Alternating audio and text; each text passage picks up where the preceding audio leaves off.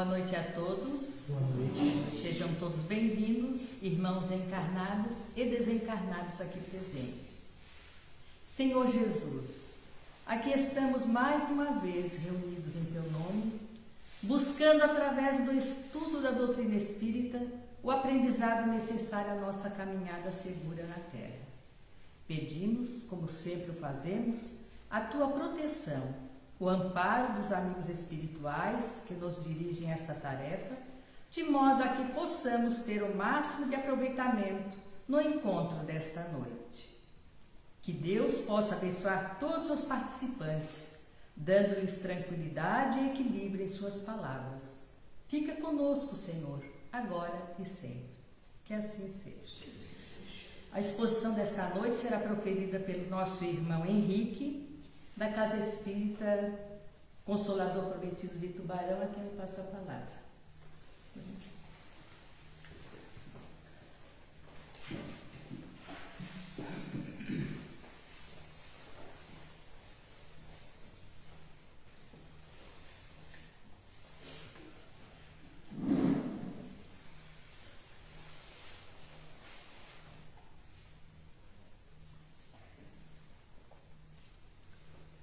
Boa noite a todos.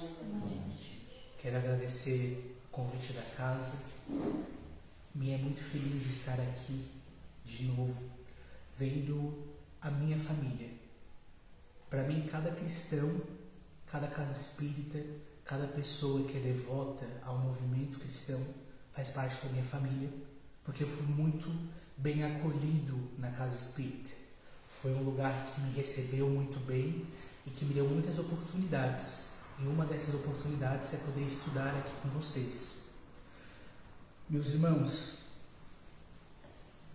o começo da minha fala sobre a atitude espírita, ela vai se iniciar com uma reflexão sobre como a nossa mente esquece muito rápido das coisas. Nós esquecemos das coisas rapidamente. Graças a Deus, nós temos acesso ao conhecimento, aos livros de história. Se nós pegarmos um livro de história e realmente estudar ele, se dedicar a mergulhar naquele conhecimento, nós podemos voltar atrás e ver como a falta do conhecimento, com a inteligência limitada, como isso nos prejudicou. Em que sentido? Vamos pegar um muito forte, que são as doenças. Morria-se há 10, 100 anos atrás por coisas simples. Fatores que hoje a medicina já consegue encontrar a cura. Se nós olharmos os livros de história, a gente vê a guerra.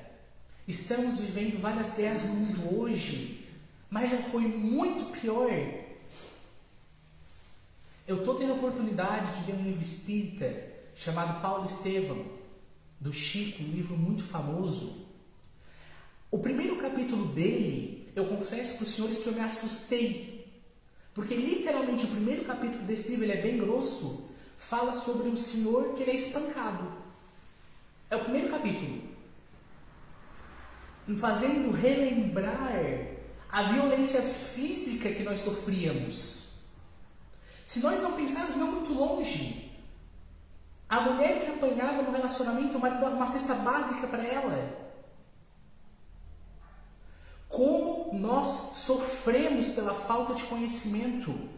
Nós ficamos durante séculos implorando para Deus o conhecimento. Nós estávamos numa neblina, não tínhamos acesso a nada, ficávamos à mercê de grupos que conquistavam aquele conhecimento e guardavam para si. A humanidade sofreu muita violência. E hoje, meus irmãos, hoje nós temos acesso ao conhecimento na palma da mão. Qualquer coisa, bula de remédio, receita de bolo, está tudo na palma da nossa mão. Todo e qualquer conhecimento. E vamos um pouco mais longe. A doutrina espírita, o advento da doutrina espírita. Que bênção! Nós estávamos perdidos acreditando em religiões que falavam de Deus que castiga. Nós sofríamos com aquilo. Um pai que castiga o próprio filho. Deus não castiga porque Deus é perfeito. E de repente, desde 1800 até hoje, foi se estruturando na Terra um movimento de regeneração. O que isso significa? Meus irmãos, o tempo de sofrimento acabou. Acabou. A dor, ela é obrigatória. Pelo corpo físico, a química do nosso cérebro não tem como, por enquanto, pensar num homem, um animal da carne sem dor. Não tem como pensar hoje o homem sem dor. Mas o sofrimento é opcional. Sofrer é opcional. Nós, hoje, não temos mais motivos para sofrer. Nós não temos. Os espíritas tentam, através de quinquilharias, de neblinas do mundo material, se iludir com coisas pequenas. O Cristo não é homem de meias palavras. Ele prometeu que ia nos trazer o Consolador prometido, que ia nos trazer a felicidade. Se o Cristo prometeu que Ele é o médico das almas, que Ele iria nos salvar, acabou. O sofrimento hoje não faz mais sentido. Nós já estamos entrando numa era de regeneração. Muitas vezes nos estudos espíritas, quando nós conversamos sobre Jesus, quando nós conversamos sobre a alegria, a felicidade não é deste mundo e que a Terra vai passar um período e entrar na regeneração, nós falamos como se fosse uma coisa distante. Não. É hoje. Meus irmãos, a felicidade vai ser deste mundo. Nós vamos ser felizes. Talvez não aqui na Terra, mas nós vamos. Nós precisamos virar a página do sofrimento. Por quê? O Cristo precisa de trabalhadores felizes. Para trabalhar com Jesus, que se nós estamos hoje aqui numa casa espírita ou em qualquer outra religião, é porque nós queremos trabalhar com Cristo. Para trabalhar com Jesus, nós somos obrigados a ser felizes. O trabalhador infeliz, ele não trabalha direito, ele não consegue. O Cristo precisa de espíritas felizes, que vivam essa felicidade apesar da dor. Atitude espírita. Nós, que temos todo esse conhecimento espírita, não temos mais desculpas. Nós precisamos ser felizes. E eu não estou falando de uma felicidade na semana que vem, quando a gente conquistar um bem material, ou quando conquistar um casamento, ou quando um contrato der certo. Não. Não é uma felicidade de matéria. Nós não estamos conversando aqui sobre uma felicidade de corpo. Nós estamos falando de uma felicidade que o Cristo prometeu. Uma felicidade de alma que preenche. E nós vamos conquistar aqui, buscando esse Cristo. Ele prometeu. Meus irmãos, nós já temos tudo. O que está faltando para nós sermos felizes? O que o Cristo precisa fazer mais para nós sermos felizes? Porque Ele já deu tudo.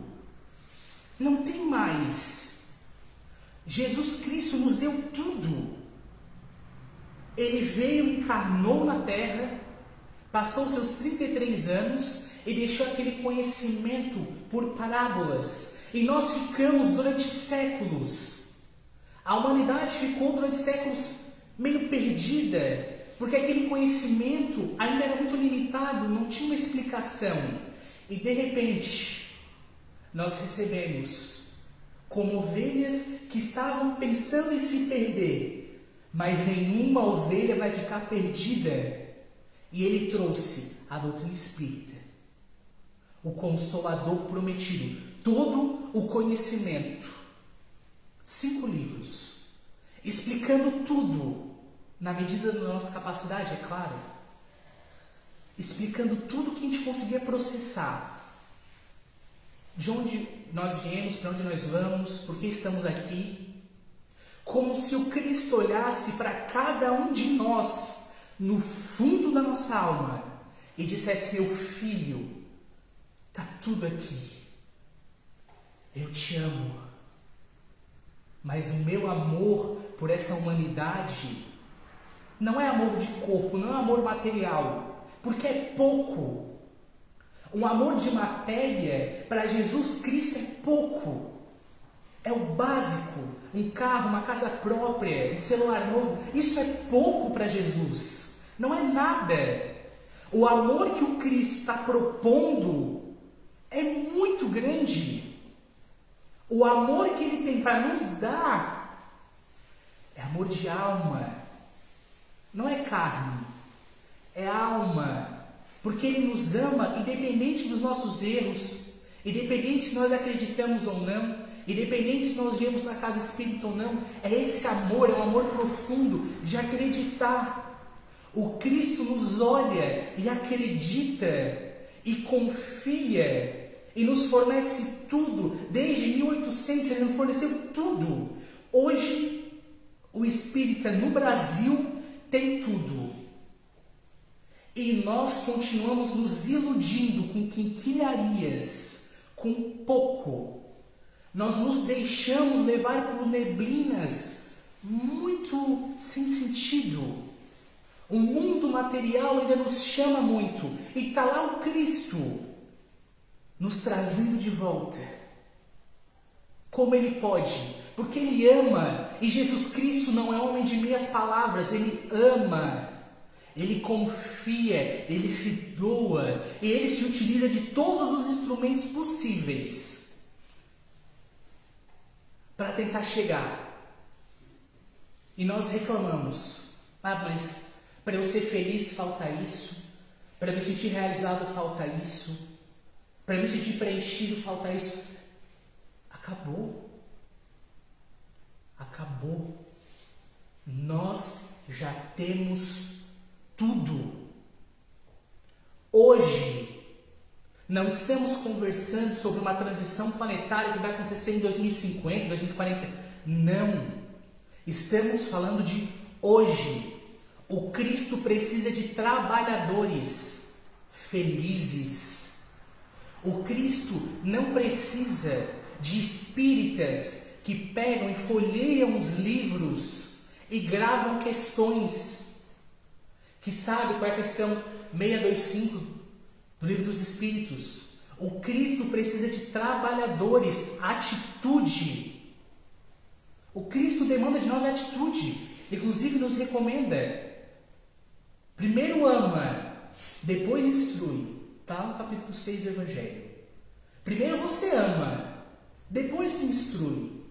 Muitas vezes os espíritas se preocupam em falar muito bonito, em saber todas as questões certinho. O Cristo precisa de trabalhador que perdoa, que ama, que escuta, que age.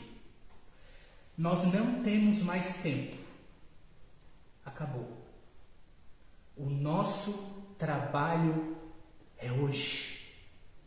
Não vai ser amanhã. O Cristo precisa de nós. Nós somos os trabalhadores da última hora. Meus irmãos, o Cristo conta com nós. Ele está nos esperando nesse momento tão decisivo. Ele nos olha. Pensa, já temos, ali no Brasil principalmente, tem tudo. O conhecimento, nossa, Chico Xavier deixou tantos livros e cada um com um conhecimento tão bonito. Ali, na verdade do Evangelho, a gente vai encontrar consolação, porque a gente sente dor. A gente vai sentir dor, é normal. Mas o sofrimento é opcional. E para Jesus não importa.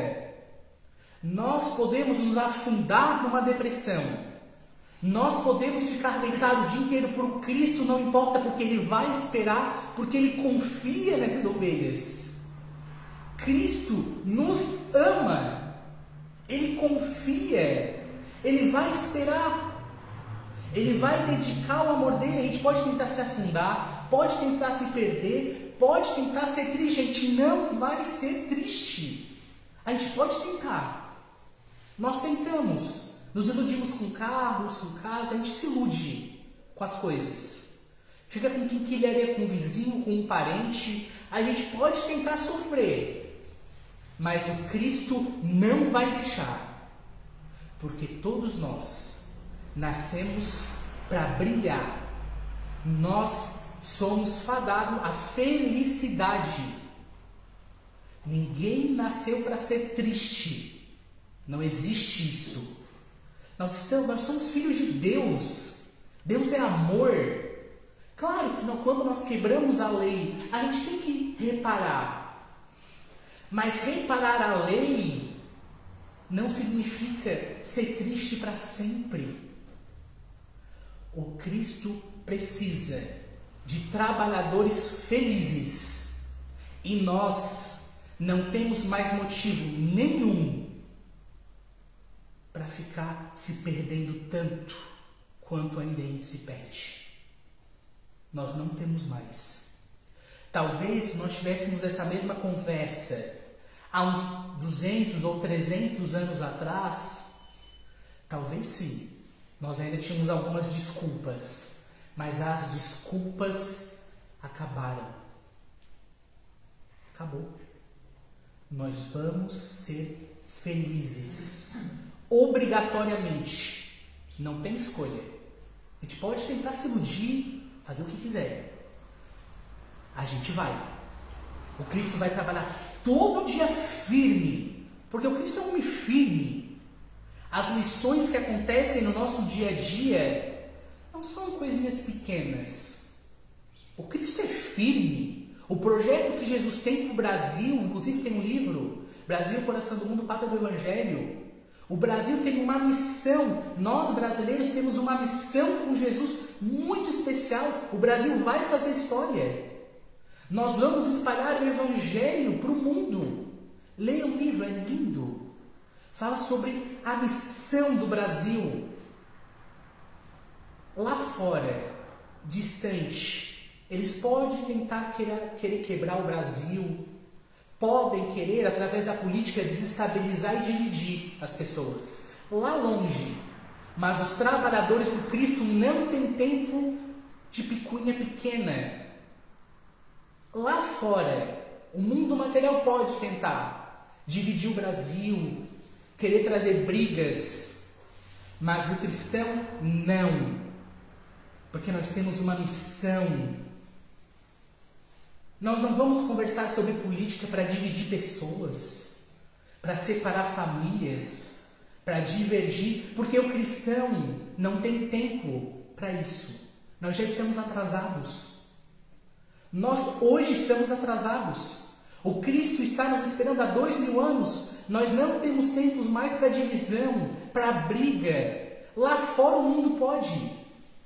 Mas nós, que temos o acesso a todo o conhecimento, não. Nós nascemos para brilhar. E nada vai apagar esse brilho. Nada. O mundo pode pegar fogo. Nada vai apagar o brilho de quem trabalha com Jesus. Nada. Meus irmãos, vamos conversar um pouquinho agora sobre a história de uma mulher. A mulher hemorroíça.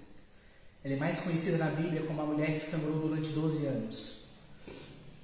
E por que trazer essa história dela? Por que trazer essa passagem bíblica neste momento? Porque há 2000 anos atrás, sem conhecimento nenhum da doutrina espírita, por exemplo, essa mulher já deu um exemplo de fé ativa. Essa passagem da mulher hemorroíça, ela está na Bíblia em 3 capítulos diferentes. Ela está em Lucas, Mateus e Marcos. Aqui eu vou trazer em Lucas, porque em Lucas é a mais completa. Inclusive, essa parte que a gente vai conversar sobre a mulher hemorroíça, eu peguei essa exposição no YouTube. Se você botar no YouTube, a mulher hemorroíça, tem uma exposição que ela é tão bonita assim, que ela é mais aprofundada. É um dos primeiros vídeos. Como é que começa? Lá em Lucas, versículo 41. Eis que chegou um homem de nome Jairo, que era príncipe da sinagoga, e, prostrando-se, se ajoelhando aos pés de Jesus, rogava-lhe que entrasse em sua casa. Versículo 42. Porque tinha uma filha única, quase 12 anos, que estava à morte. E indo ele, apertava a multidão. Toda vez que o Cristo se movimentava, era um alvoroço. Porque ele era um homem bem apessoado, diziam bonito, muito gentil.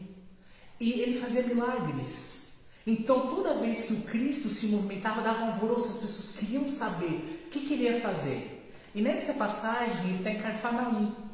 E essa cidade tem as ruas bem estreitas.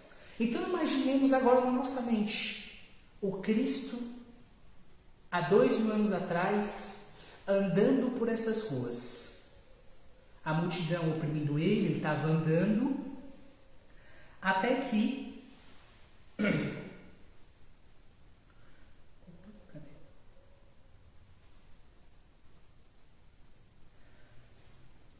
versículo 43. E uma mulher que tinha um fluxo de sangue havia 12 anos e gastara com todos os médicos seus haveres e por nenhum tivera sido curada. Então o que aconteceu? Tinha uma mulher lá e ela tinha um fluxo de sangue que fazia 12 anos que ela tinha. E ela tentou com os médicos curar, só que ela não conseguiu. Aqui nós podemos pegar 2 símbolos.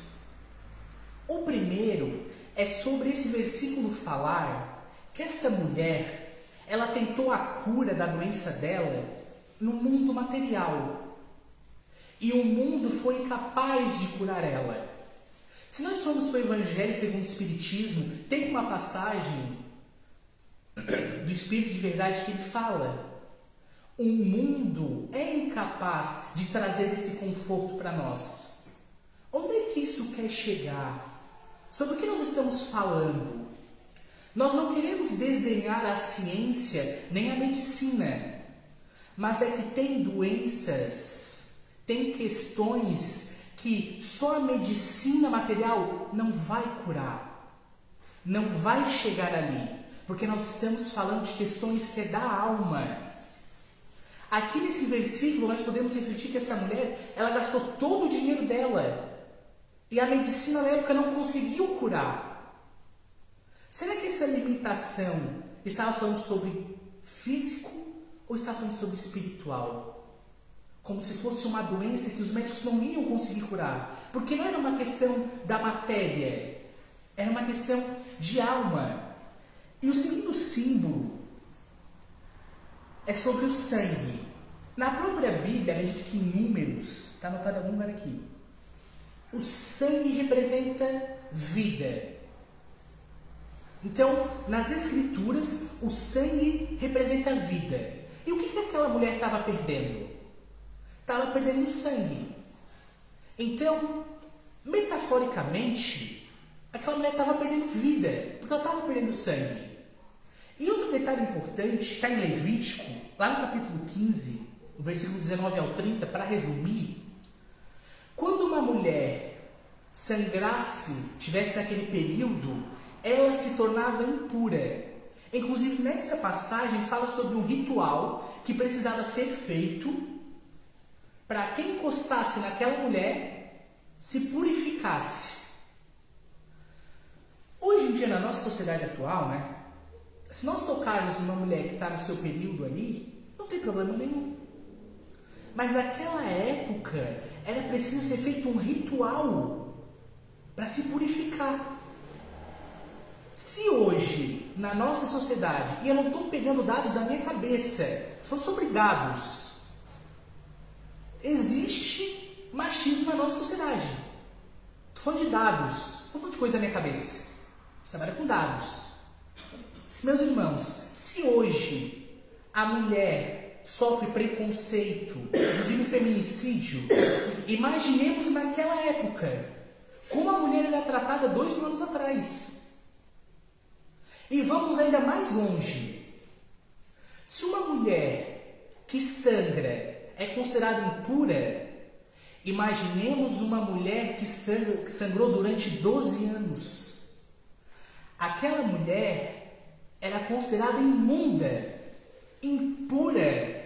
Imaginemos, meus irmãos, a solidão daquela mulher, que não poderia encostar nas pessoas e tentou no mundo a cura e não conseguia.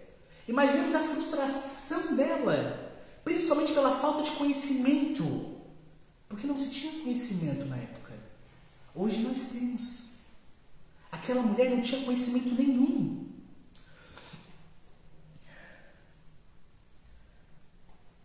No capítulo 44 acontece uma coisa, no versículo 44 acontece uma coisa muito interessante.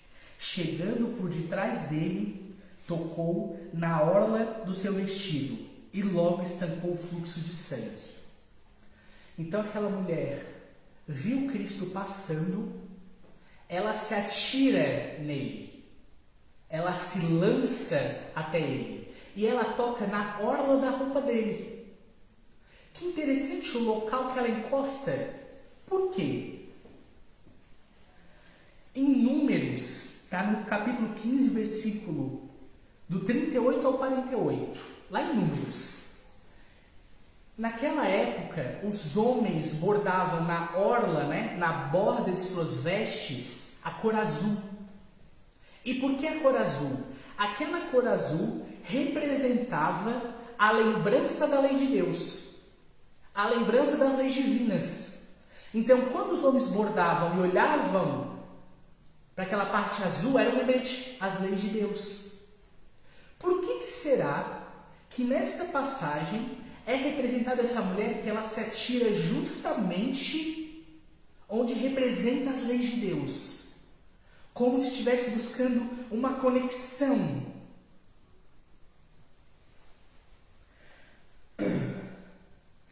No Velho Testamento também, Levítico, em Ezequiel, Levítico está no capítulo 18, versículo 5. Em Ezequiel, capítulo 20, versículo 11, fala uma coisa mais ou menos assim. Quem cumpre a lei de Deus ganha vida. Quem cumpre a lei de Deus viverá. Aqui nós estamos se atendo bem à Bíblia. Tem pessoas que gostam, cristãos que gostam de pegar bem essa questão bem profunda da Bíblia. Aqui nós estamos conseguindo. Se vocês quiserem depois verificar, vai estar salvo. Eu vi um expositor conversando, depois do estudo, eu mesmo fui lá conferir, realmente. Olha como está se formando ao redor desta mulher uma história. Como assim? Ela estava perdendo sangue, o sangue nas escrituras representa a vida, e quem cumpre a lei de Deus ganha vida. E onde é que ela toca? Justamente no local que lembra as leis de Deus. Olha como todas essas ideias vão se fechando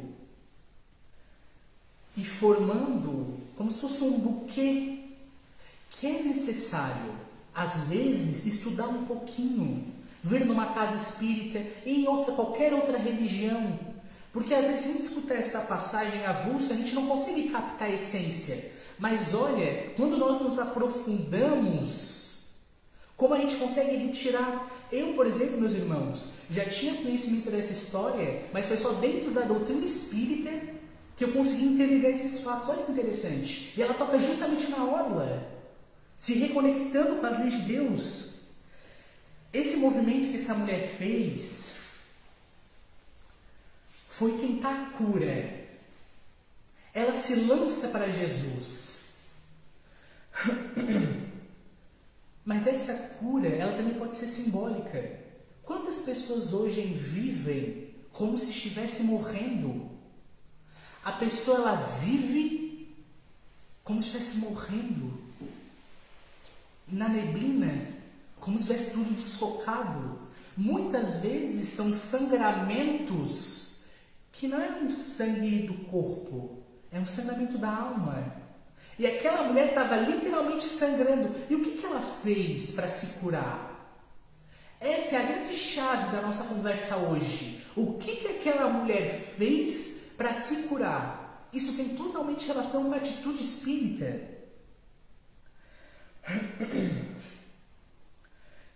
A doutrina espírita traz uma luz. Essa cura, a gente vai conseguir conquistar ela, nos harmonizando com as leis divinas, nos harmonizando com as leis de Deus. Não, onde é que está isso?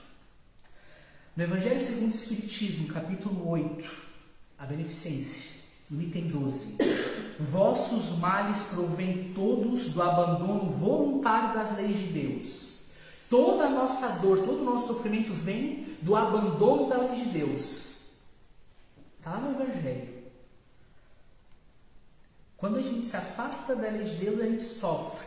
Quando a gente se afasta da lei de Deus, a gente perde vida. Aquela mulher estava perdendo sangue. O sangue representava a vida. Tudo se interligando.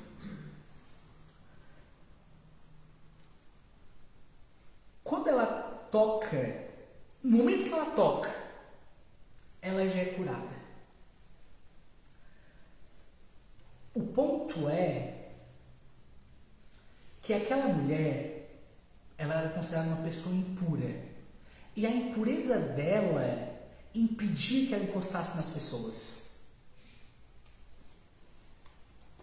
Inclusive, pela lei, ela poderia ser presa. Vamos, nesse momento, nos imaginar lá. Aquela multidão, aquela muvuca de pessoas, nós, à margem da sociedade, símbolos da impureza, porque aquela mulher era um símbolo da impureza. Está na Bíblia. Ela era um símbolo da impureza. Ela olha para Jesus. Imagina a emoção de ver o Cristo passando. Uma pergunta muito íntima agora, para todos nós. Será que nós iríamos nos atirar? Será que nós teríamos a coragem que aquela mulher teve? Se nós estamos hoje aqui numa casa espírita, já representa alguma coisa. Mas aquela mulher teve coragem. Porque ela poderia ser presa com esse gesto. Ela não tinha conhecimento que nós temos hoje. Hoje nós entendemos a importância de procurar Jesus, de estar na casa espírita. Hoje nós entendemos, mas aquela mulher, há 2000 anos atrás, não tinha uma noção muito clara. Nem Maria, a mãe do Cristo, está no Evangelho capítulo 14, honrar pai e mãe, nem a mãe de Jesus tinha uma visão muito clara da missão. Nem Maria tinha uma visão clara da missão do Cristo. Está lá no Evangelho segundo o Espiritismo. Imaginemos essa mulher. Ela não tinha noção. Ela olhou ele passando. Ela não tinha nada. Uma doença que não tinha cura. O que ela ia fazer? Ela ia deixar o Cristo passar como às vezes nós fazemos. Ele passa e a gente não vai atrás. Ele passa. As oportunidades, a gente não vai. Às vezes nós fazemos isso, mas naquele momento, não. Apesar de tudo, apesar das pessoas, ela se atira num movimento de fé, de coragem. Que lindo! A coragem dela. Ela poderia ter ficado parada, talvez mais 5, 10 anos sofrendo com aquele sangramento, mas ela não. Se atira e consegue encostar na pontinha. E aí, no versículo 45, disse Jesus: quem me tocou? E negando todos, disse Pedro. Pedro é espetacular, né? Mestre, a multidão te aperta e te oprime. Como assim quem me tocou? Imaginemos um monte de gente encostando em Jesus e o toque dela. Ele percebeu o toque dela, ele para.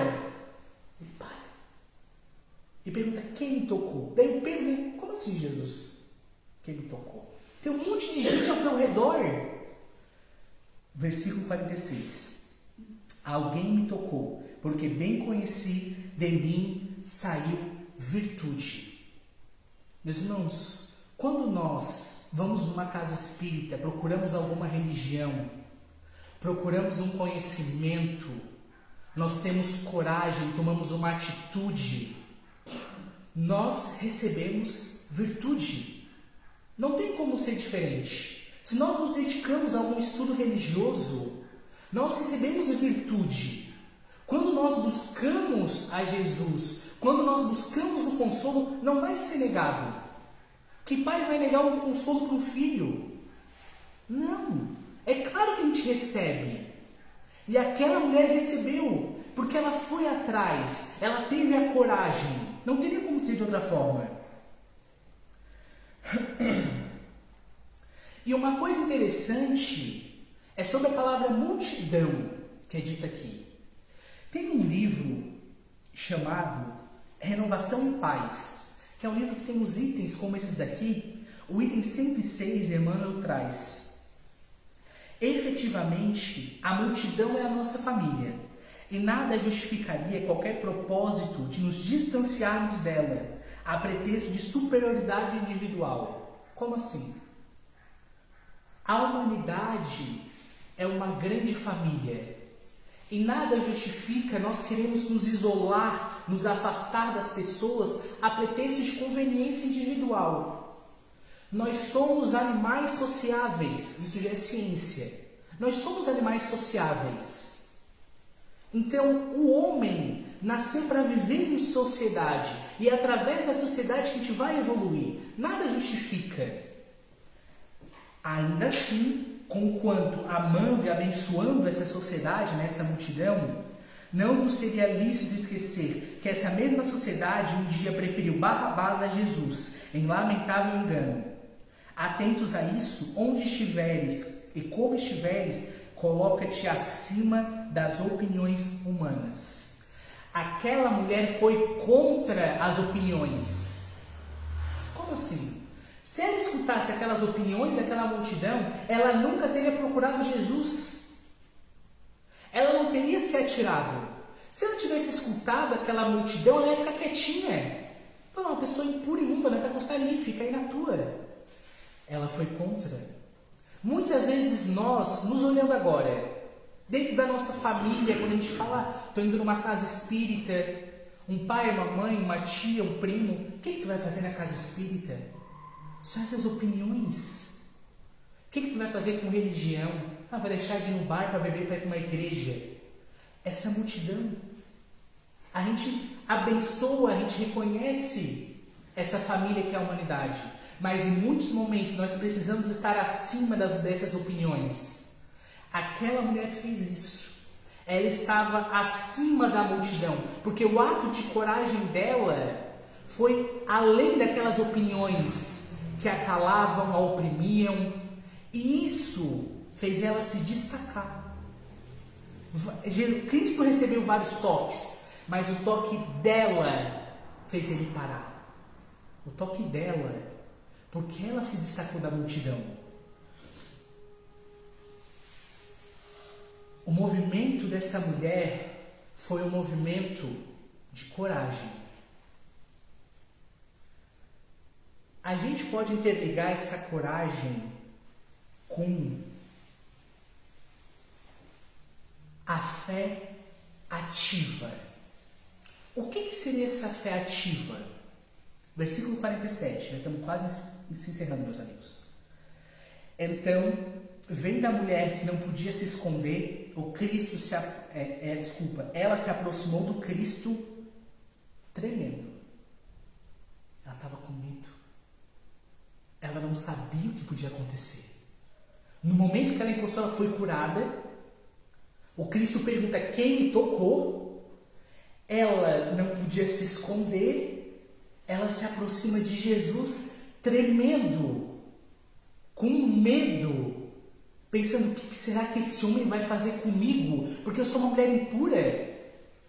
Eu cometi um erro. Então, prostrando-se, né, se ajoelhando diante dele, ela declarou diante de todas as pessoas, como se quisesse falar: gente, ele me curou. Ele realmente faz milagres. Porque ele havia lhe tocado e logo sarara. O Cristo, o último versículo, 48. Chega nela, encosta nela. Imaginemos a visão daquelas pessoas chocadas. O Cristo tocando numa pessoa impura. Ele encosta nela, porque o amor dele é assim. Isso é amor. O amor dele não tem limite. Ele encosta nela e diz: filha, tem bom ânimo, a tua fé te salvou. Vai em paz. O Cristo não é um homem de meias palavras. Não é um homem de um amor pouco. Às vezes nós nos contentamos com um amor material que é pouco. É muito pouco. Aqui, dentro dessa casa espírita, o Cristo nos apresenta um amor genuíno que vibra. Ele vibrou por aquela mulher, apesar daquela multidão. É um amor que vibra, que nutre. É isso que ele tem para oferecer. Ele não vai oferecer coisa meia boca. O Cristo nos ama. E ele finaliza aqui falando sobre: a tua fé te salvou. Meus irmãos, para encerrar, a gente pensar sobre essa fé. Como assim nós pensarmos sobre essa fé? Aqui é a chave para interligar todas as ideias. Muitas vezes, nós estamos em casa, eu falo por mim, principalmente antes do estudo da doutrina espírita, e eu pedia para Deus para me curar de um vício ou de uma compulsão. Mas nada acontecia. Só que quando eu ia para a casa espírita, nós estudávamos sobre o poder da fé, o poder da oração. Só que eu pedia para Deus e não mudava. E eu fiquei tão magoado na época. Eu conversei com a minha avó. Ela falou: meu neto, eu vou te confessar que eu estou orando muito pelo teu tio, mas também não está mudando. Eu pensei: que estranho, porque na doutrina espírita nós estudamos sobre o poder da fé, o poder da oração. Só que aqui nós temos um exemplo do que é a fé ativa. Como assim? Se aquela mulher tivesse parada, olhando para Jesus e só desejando ser curada, ela não iria ser curada.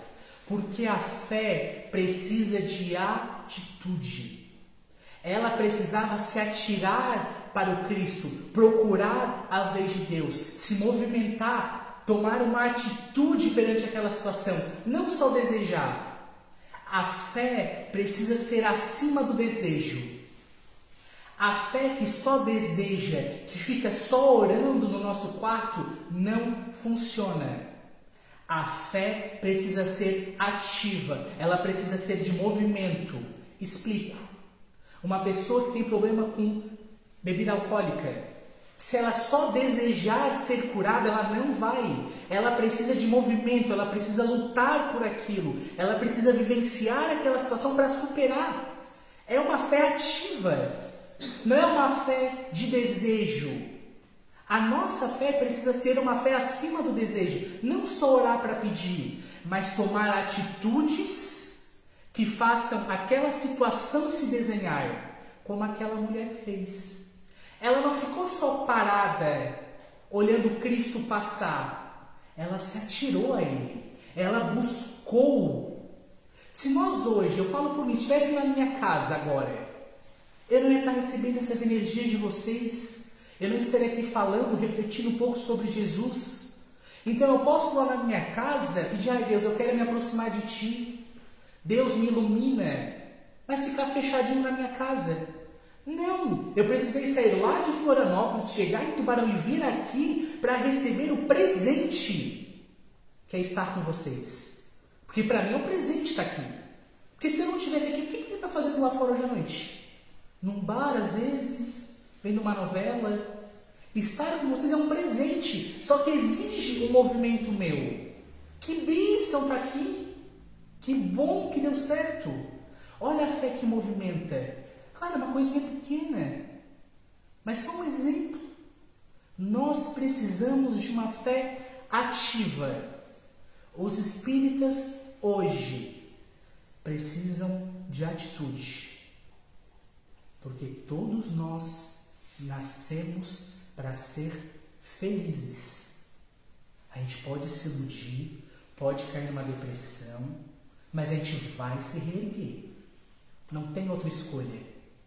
O nosso futuro é luz. Mesmo que às vezes a gente dá uma desequilibradinha ali. O Cristo segura. A gente cai, mas Ele segura. Meus irmãos, muito obrigado pelo tempo de vocês. Eu acho que eu me passei um pouquinho. Muito obrigado pelo tempo de vocês. É sempre uma alegria muito grande estar aqui nessa casa com a minha família. Que a gente possa ter uma ótima semana seguindo com Cristo. Que assim seja. Que assim seja.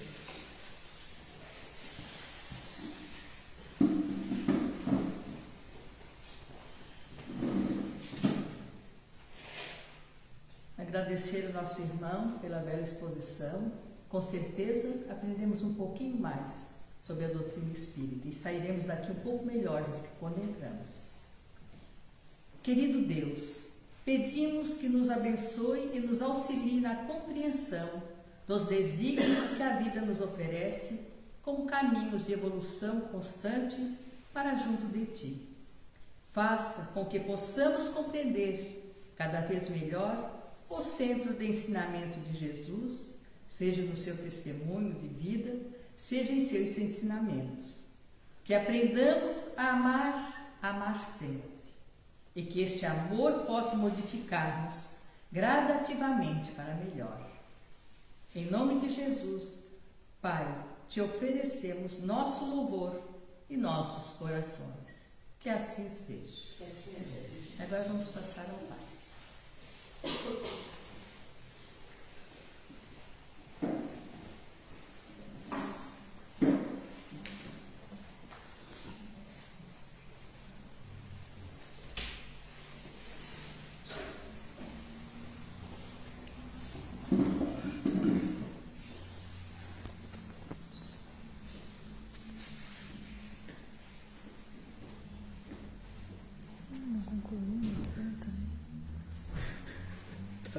Trava.